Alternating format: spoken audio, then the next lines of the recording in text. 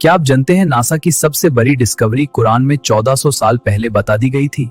Science कहती है कि कायनात हर लम्हा फैल रही है और कुरान फरमाता है और बेशक हम इसे फैलाने वाले हैं। सुभान अल्लाह। जहां साइंस की सोच खत्म होती है वहां से कुरान की हिदायत शुरू होती है।